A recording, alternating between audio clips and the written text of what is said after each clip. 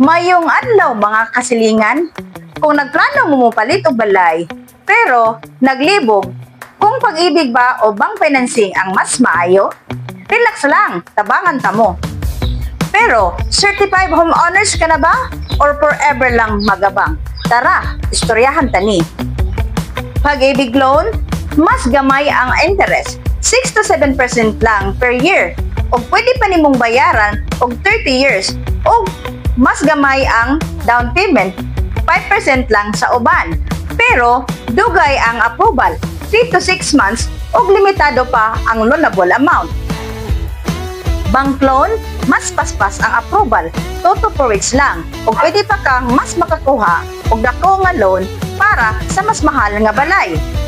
Pero, mas taas ang interest, 6 to 10%, mas dako ang down payment, o kinahanglan ka og mas nindot nga credit score.